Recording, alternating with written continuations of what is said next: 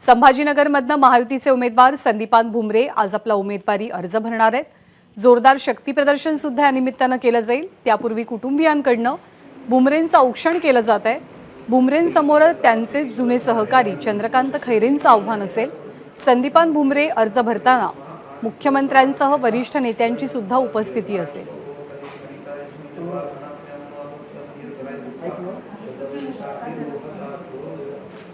आपले प्रतिनिधी रवी मुंडे सध्या आपल्या सोबत आहेत। रवी, आजच्या दिवसभराचं अर्ज भरण्यापूर्वी कसं नियोजन असेल, कोण कोण उपस्थित राहील संदीपान भुमरे अर्ज भरताना?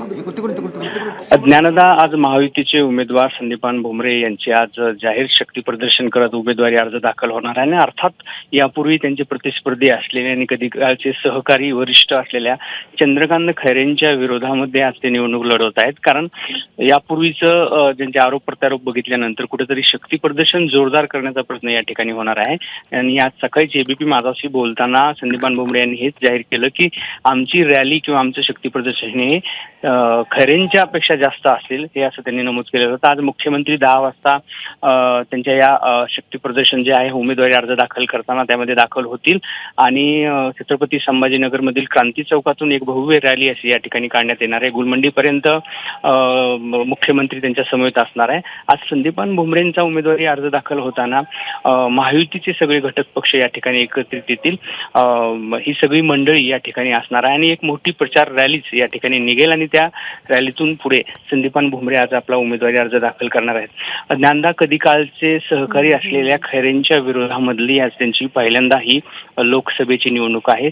6 वेळा ते विधानसभेवरती आमदार राहिलेले आहेत संदीपान भुमरे। त्यामुळे कुठेतरी पहिल्यांदा जिल्हा पातळीवरचं त्यांचं हे राजकारण असणार आहे।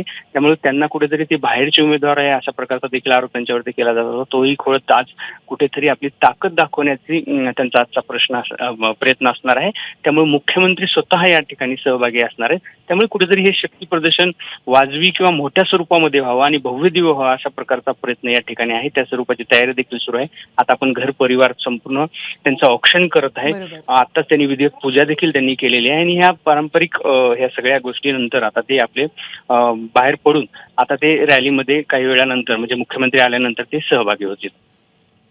धन्यवाद रवी या सगळ्या माहितीबद्दल। तर कुटुंबियांकडून औक्षण झालंय, मुख्यमंत्री सुद्धा प्रचार रॅलीमध्ये सहभागी होतील।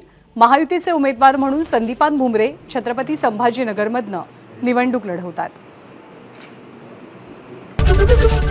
एबीपी माझा, उघडा डोळे बघा नीट।